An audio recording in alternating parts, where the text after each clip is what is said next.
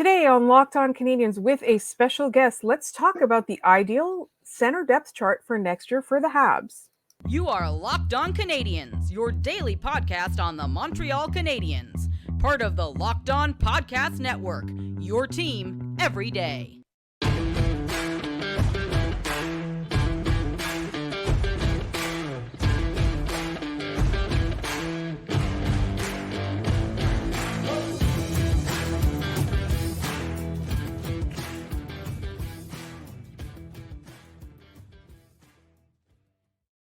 Welcome to episode 1022, everyone, of your first listen of the day. You know we are free and available wherever you get your podcasts as well as on YouTube. And today's episode is brought to you by FanDuel. Make every moment more. Right now, new customers get $150 in bonus bets with any winning $5 bet. That's $150 if your bet wins. Visit FanDuel.com/lockedon to get started. My name is Laura Sab, also known as the Active Stick, and I'm joined not by Scott Matla, but by special guest Andrew Berkshire, also known as Andrew Berkshire. How are you doing tonight, Andrew? I'm doing great, Laura. We got to watch a good game, so there's that. We're not talking about Arizona. That's Well, that was the thing, because Scott and I predicted that this was going to be a disaster, that for whatever reason, the Canadiens really couldn't make anything happen against the Florida Panthers. And Scott called them annoyingly good, which they are annoyingly good, sometimes also inexplicably good, because usually Bobrovsky is good one year and then bad the next year, and then now everything is just all out of whack. But the Canadiens did manage to play an entertaining and interesting game. We're inventing new words on the show. Ended up losing in the shootout, but I was very glad that it wasn't an abject unraveling. Yeah. I think they had a tough introduction to the game, and I mean, honestly, a tough second period as well with all the penalties. But at even strength, they were actually right there with the Panthers, and they were outplayed, as they should have been, by the Florida Panthers. But they kept up with them. I thought that Stolarz had to be as good as Montembeault, at times better. You know, like he made some incredible saves, especially on Slavkovsky. Top line was cooking. Like, you got treated to a lot of good here. Offensively, you got to see physicality, both in response to the Panthers' usual shenanigans and starting some of their own. It was a great game all around. The only part of it that I thought was a little bit surprising was when Gallagher took that big hit, that nobody kind of stepped in there, and he kind of had to do it himself, and then it quickly kind of got forgotten. I know Xhekaj stepped up the next shift, but I expected like a bit bigger of a response. A more explosive, immediate response. Yes, but I do think Xhekaj is trying to be careful. Yes, he's been listening, because he gets subtly called out by Martin St. Louis. And this is the thing, like, Martin St. Louis never outright gratuitously slams a player, but you can always tell, right? Like when he says things like, "I've had conversations with Josh Anderson. He knows this, he knows that." Like, that's a message that he's sending. So.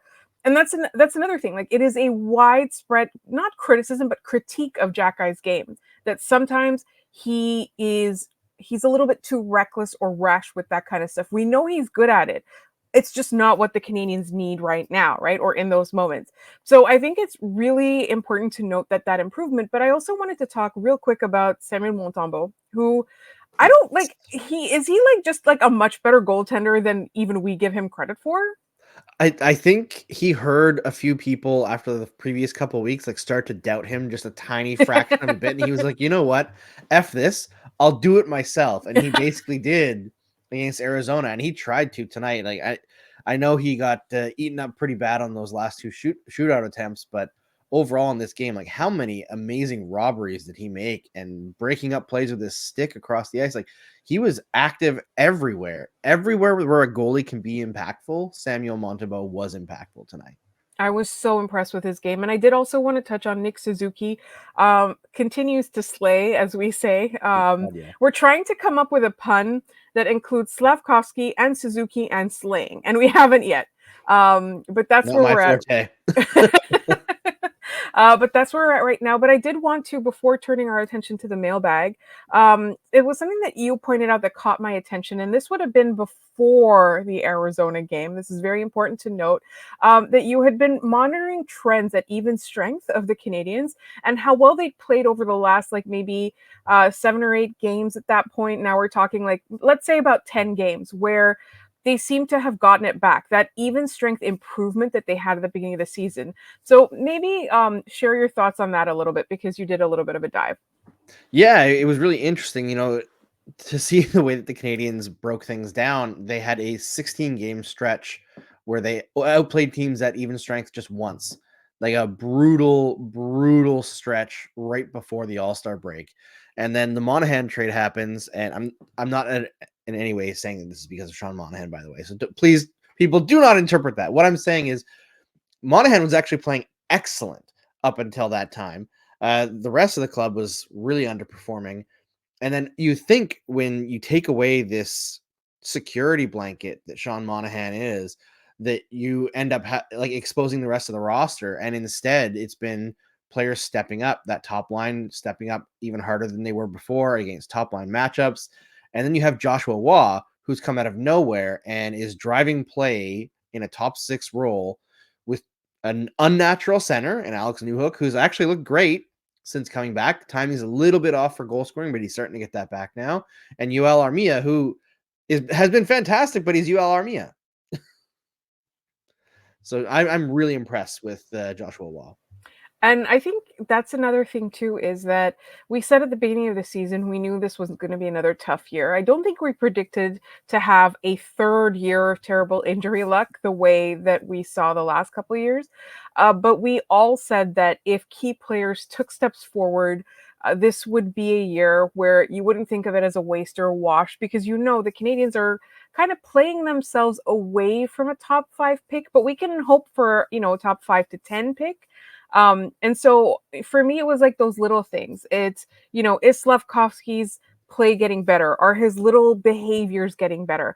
And honestly, he's broken out this season. So, like, to me, that's such a plus. And then Joshua Roy, like, taking that next step, but showing improvement and really making an impact, like, for me, because, like, there's so many of those players that come out and, like, in their junior ranks, they're amazing, they're superstars, they do really well in the AHL, and then their game just simply does not translate to the NHL level. But that's not the case with Joshua Waugh. Jaden Struble is another nice surprise. So there's been a lot of positivity over the course of the season, and I'm wondering, this is just, I'm putting you on the spot. We didn't talk about this before, but I'm wondering, like, what your thoughts are. Like, do you think the Canadians are on track with their development? Do you think there's things that they can add or subtract from their development plans? Like, what's your opinion of that?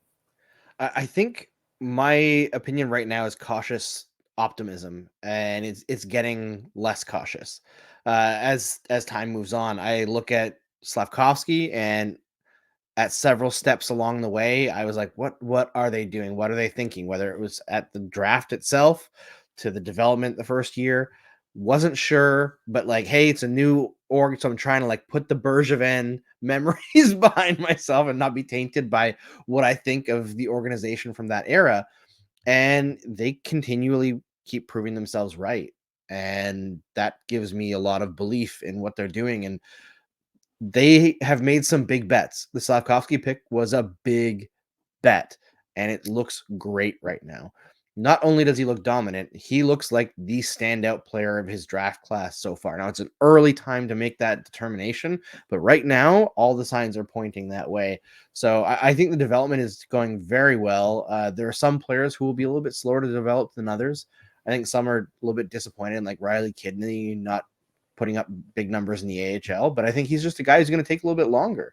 Not everybody is Joshua Waugh, right? What he's doing in the AHL and now in the NHL is a huge outlier for his age group. Right. And I think that's really, really key. And that story just makes me so happy all the time. We are running out of time in this segment. I wanted to ask if you had any parting thoughts about the particular game we just watched before we move on to some fun mailbag questions. I think it was a great game by the Montreal Canadiens. I actually like how angry Sam Montembeault was. I love it. I'm such a fan of Samuel Montembeault. I wish him all the best. on the Canadiens and beyond. I know a lot of people are like, he's ruining the tank. I don't care. I love him. I'm so happy to watch him. But what we are going to do is we are going to move on to the mailbag. I asked you guys for some mailbag questions and some specifically for Andrew, and those are coming up next. But first, this episode is brought to you by FanDuel. Get buckets with your first bet on FanDuel, America's #1 sportsbook. Because right now, new customers get $150 in bonus bets with any winning $5 bet. Just because the NFL season is over does not mean you can't be out there betting. There's a lot of NBA stuff to talk about as well. You can bet on all your favorite NBA players and the teams, and they have quick bets, live same game parlays, exclusive props, and more. There's just so much on there. I love prop bets. Like that's one of my favorite things. I don't even know all that much about the NBA, but I get into it because of the prop bets. And if you do that now, like I said, you get $150 if your first bet wins for any new customers. Just visit fanduel.com/lockedon and shoot your shot. That's fanduel.com/LOCKEDON to shoot your shot. FanDuel, the official sportsbook of the NBA and us.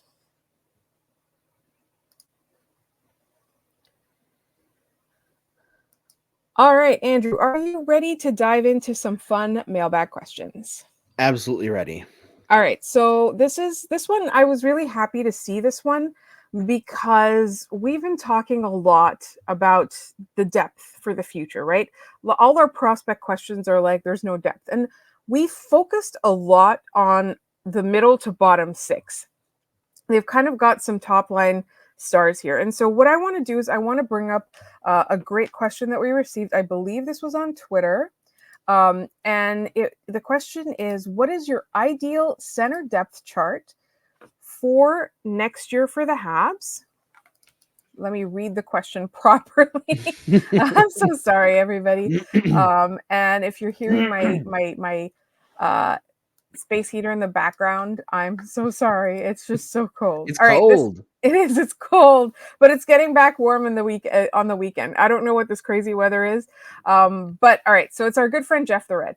What is your ideal center depth chart for the Habs to start next season, given the current roster and any realistic or expected moves?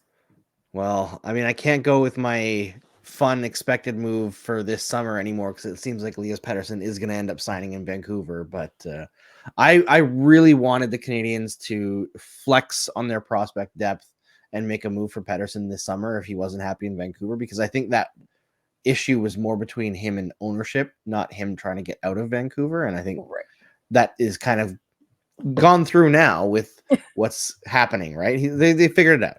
But I wouldn't even really worry about trading for any centers. I think you've got Suzuki, Doc, and next year I wouldn't be surprised to see Owen Beck step straight into the NHL. I think he's ready.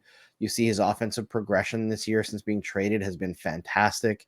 The defensive side of the game, like, it might be a challenge for him at the very bit, like the beginning, to acclimate, but he's so quick. He's so intelligent. I don't really fear for him that way. And Jake Evans is still there. I don't see a spot for Christian Dvorak. I know it's going to be tough to move him, but he was outplayed by literally everybody who has stepped into the center role this season for the Canadiens. And what can you say to that? What can you say to it? You can't, honestly. And it's a really sad story, honestly. Like, I was very much rooting for him because I didn't want that whole trade and the drama surrounding it to be all for nothing. And I do think that he had a lot of value. I don't necessarily think that this was the right fit for him. And that's, I think, a problem. And so, all right. So other than Pettersson, was there a pipe dream one, like a very totally out there, unrealistic one that you were also hoping for? My other two are actually taking place next year, so they're still on the table. Go for Technically, Leon Draisaitl is an unrestricted free agent in 2025. And the following year after that, so is Connor McDavid. And the same year as Leon Draisaitl, Evan Bouchard, who's on pace for, I think, like 120-point season as a defenseman, something crazy like that, is also a restricted free agent that year. So there's a real possibility with the cap rising that the Oilers could be looking, like, staring down the barrel of like $60-75 million worth of 3 guys. Like it could get nuts, right? It could get really nuts. So I don't think they're going to be able to keep Draisaitl and McDavid past then. I think the money is just too much unless they win the cup like this year or next year or both. Right. That would keep them, but they kind of got to win and kind of got to win now. So I would look at that if I were the Canadiens. And the other one is Sidney Crosby's an unrestricted free agent. He is not declining. He is keeping up with today's game incredibly well. Bring Isn't he him having back. like another insane year this year? He is. I mean, for like the first half of the year, he was leading the entire league in 5-on-5 points, which is nuts. On a terrible team. On a terrible team. I mean, I guess he has a couple good line mates, but that's about it. Yeah, and I don't foresee any problem with him until he's like 44. So, bring him back to where he always wanted to play in the first place as like the veteran guy to lead the group. I think that would be really cool. There's something that I talked about with Scott, and I know it sounds very out there. I do compare Nick Suzuki to Sidney Crosby in one respect, not all the respects, but there's something about the way Sidney Crosby is such a nerd about improving his own game. Like Yes. He gets into all kinds of information, statistics, videos, coaching, this expert, that specialist. He's a huge nerd about that. And then Nick Suzuki, like I don't really know what he's doing behind the scenes. It'd be really interesting to find out. But when there's something about his game that needs to be improved, and it's something that's a little bit like, the most glaring one obviously is he's worked really hard on the face-offs and he's improved in the face-offs this year, right? But then there's other little micro things that he improves upon. Like it'll be something where it's like, oh, it's a slight weakness of his. And then the next season he'll come back and you'll see like there's a lot of progression. So I would love for Sidney Crosby to be around Nick Suzuki. Like I think that would be amazing. Again, Yeah, like, it seems like a doing match pipe dreams. made in heaven, right? Yes, Like, absolutely. because not only does Crosby get to go to a place that's on the rise, a place where he has emotional ties, he also gets to go into a place where Suzuki's going to take the tough minutes. Right. He doesn't have to be the number one guy all the time like he is now. I'm not saying that Malkin doesn't do that for him also, but like he's still Sidney Crosby. He's the leader of the team, right? He's coming in a easier situation, which is kind of cool to think about. But yeah, I really I do agree with that comparison, by the way.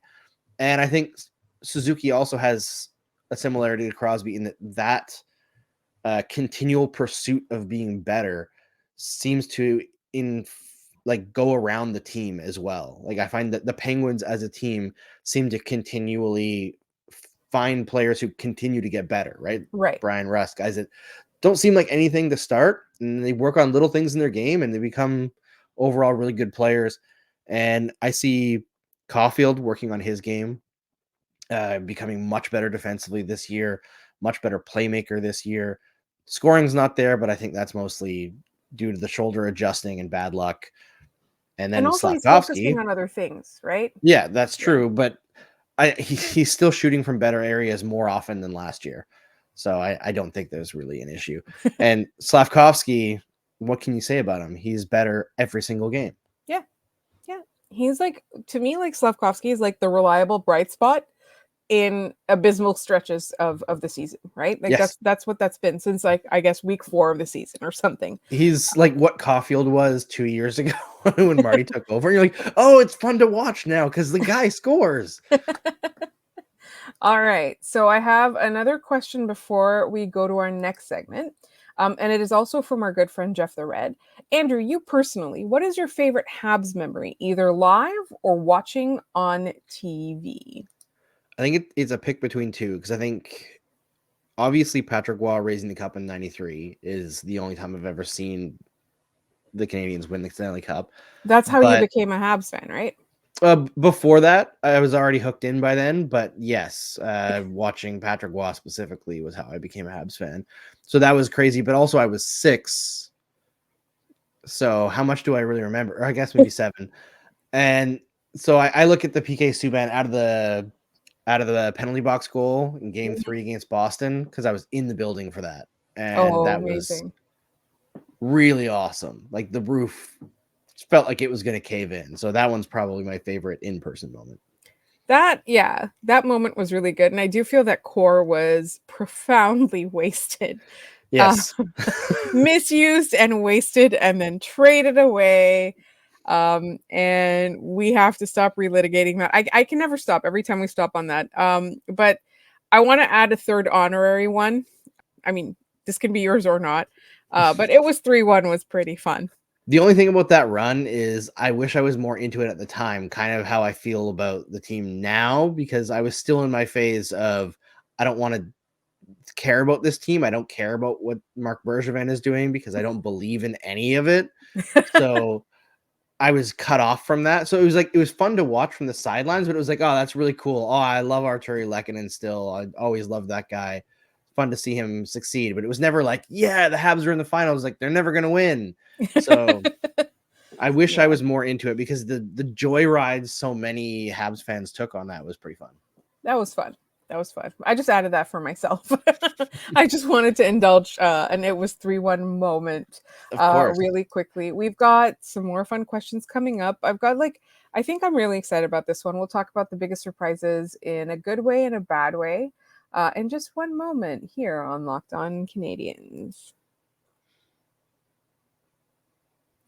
But first, this episode is also brought to you by Game Time. Let me tell you about Game Time. I'm sure you've had this experience. There's a band you like coming to town. There's a game you want to see. There's even theater or stand-up comic that you want to see, and you just can't find tickets because you missed the boat the first time they got sold. Well, I'm here to tell you that you can find tickets at the very last minute on Game Time. Getting tickets should really not be stressful. You should not have to worry about anything. They have killer last minute deals. Their prices are all in. You can see views from your seat so you know what you're getting into, and there's no hidden fees. You get their best price guarantee. And let me tell you, that hidden fee, it's so frustrating, and Game Time doesn't have that at all. It's so easy to find tickets, so easy to buy tickets. You can see the view, like I said, from your seat. Everything, it's just set up to help you save money on tickets and get the tickets you want. They have zone deals, they have flash deals, last minute, everything. Honestly, like you cannot go wrong with Game Time. And you can take the guesswork out of buying tickets with Game Time just like I do. Download the Game Time app, create an account, and you use code LOCKEDON for $20 off your first purchase. Terms apply. Again, create an account and redeem code LOCKEDON for $20 off. Download Game Time today.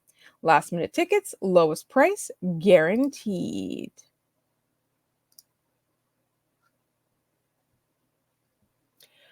All right. So we've got a fun question that we've got a good question from our good friend JD that I'm really excited to get into because I don't even understand it. But let's pull this one up. So this one came from our friend, I believe, Kyle R. And it says, "Hi, Laura and Andrew. Who do you feel are the biggest surprises playing below, at, or above their worth on the team?" I think like the obvious one is Slavkovsky, right? But I don't know, a 19-year-old taking a step is not as surprising as Joel Armia. I know what happened to that guy. He After got the sent last down to 2 the years, like a fire was lit under him. He has been awesome. He's been awesome. So I don't know. I think he could get traded. I think You he could think bring so? in a haul. I really do. Okay. Especially if the Canadians were to retain. Yeah. Okay, so that's another question because they have one retention spot left. Who would you use that on? There's plenty of people on the team that they could retain salary on. Yeah, I think. Do you think Christian Dvorak can even be traded at this point in time? Well, that's the Like thing. even with retention. I don't think he can, but that's the thing. It's like, is it a matter of who would net the most value or who do you want to get off the team soonest? Because there's been Yeah. a lot of talk about Josh Anderson, and I feel really bad for the guy because, as you know, I love him, but he's not, everything he does turns to dust. Yeah, I know. After seeing the rumors that Hughes is asking for like a first round pick for David Savard, if retaining on David Savard gets you from a second round pick to a first round pick, I would do that in a heartbeat. I know they have to weaponize their cap space really efficiently. I wouldn't be surprised to see them be a team that retains on a contract that's then sent on to another team. That would not shock me. I think that's kind of the move that Hughes might make if they decide not to trade Savard. He's very, very creative with that. He kind is of really stuff. creative, eh? Yeah. So for me, the biggest surprise positively has been Slavkovsky. I do agree with the Joel Armia thing. I am surprised at just how, like, I don't even know if it's snake bitten or just incompetence, but I'm surprised at how disappointing Josh Anderson's season has been. Like, we've always known that he isn't what Marc Bergevin marketed him as. We've always known he has strengths, though, and it just seems like he's not been able to, I like the word you used, weaponize. He's not been able to weaponize the things that he's good at, and it just seems like he's left out and there's no spot for him on this team. What do you think? Yeah, I think it's been a long time coming, unfortunately. It's been years trying to find a line for him that works. Even in that Stanley Cup run, it was him, Kotkaniemi, and Byron, and the line was terrible. It was two guys who skated in straight lines and didn't make plays to any other guys, and Kotkaniemi tried to insulate them defensively when both of them had already flown the zone. And like they scored some crazy goals in that cup run, but they were terrible.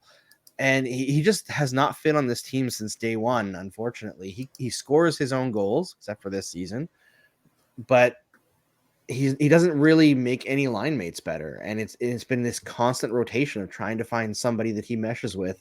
And I think it's just play style. He needs to play on a team, I think, that is bad, that shells a lot defensively, and that he can cheat out of the zone and get breakaways all the time. That's like where he's useful.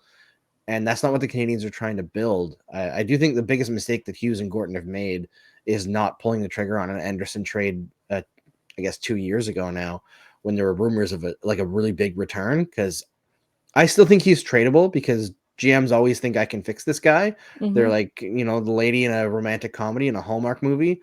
But yeah, I don't think you're getting a big return anymore. I think you're probably going to eat a bad contract back because you have to mitigate your risk in a trade like that. So 100%.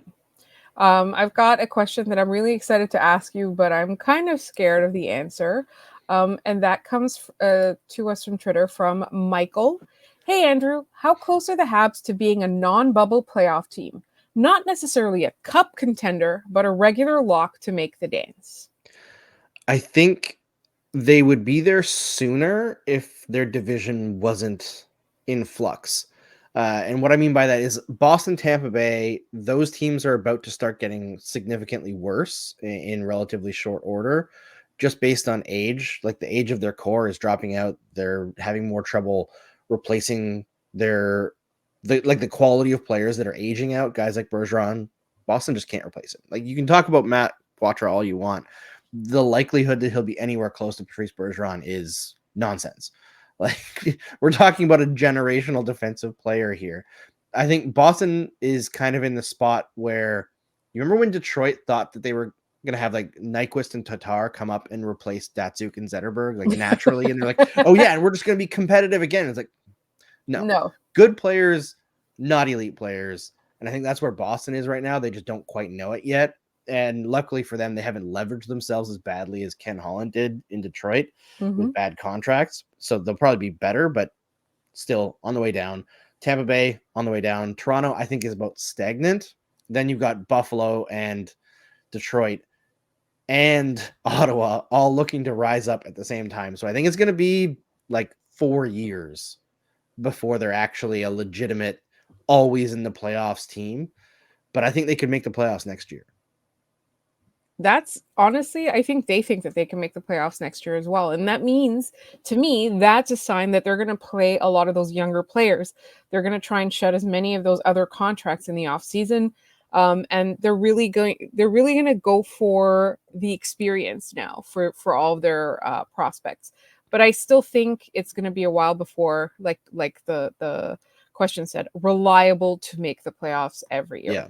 And then our final question comes to us from our very good friend JD Young of Locked On Sharks. Would you rather have Anakin or Obi-Wan as your first line center?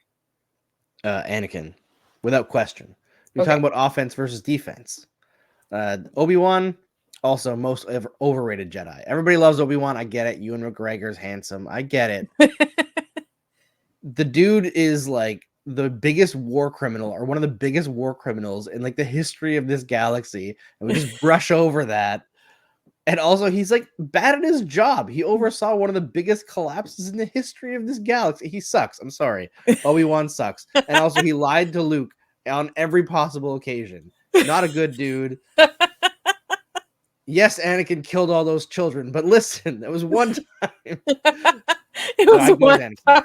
No, I mean, technically, it was a lot of times. Darth Vader's a bad dude, but. So wait, when we're saying Anakin, we're saying before, right? Yeah, I guess technically, yeah. Yeah. One was all offense, one was all defense in terms of like combat skills, right? So. Okay. All right. One day I'm going to watch all of the movies and the shows and understand what Andrew is talking about. I'm just going to take his word for it for now. Andrew, thank you so much for joining me. I know there's very, very fun, big things on the horizon. So where can people find you in the meantime? In the meantime, I guess follow me on social media. I'm trying to make more video content, like on TikTok and Instagram Reels. Probably more on TikTok because the algorithm is just way better. It's like way more fun when people actually see stuff. For some reason, I've always been intimidated by it. I think like I have so much broadcasting experience. I've written things read by hundreds of thousands of people, but then I'm like, but going on TikTok is intimidating. Maybe because I'm too old now. Honestly, like the people who are on TikTok, they make it look like it's so natural. Like somebody goes from like 5 followers to like 1 million in like a few weeks, and they make it look so effortless, but they're putting hours of work into it. So I feel like that's the thing we have to remember. But you heard it here. You can find Andrew at Andrew Berkshire all over social media. I do encourage you to follow him because there's exciting stuff in the pipeline. As for me, my co-host Scott will be back for the Monday episode in our 3 Up and 3 Down. As you know, you can find us wherever you get your podcasts, as well as on YouTube. You can find us on social media at LO_Canadiens. Please subscribe, tell your friends, send us emails at lockedoncanadiens@gmail.com, and please tune in next week when Scott will be back.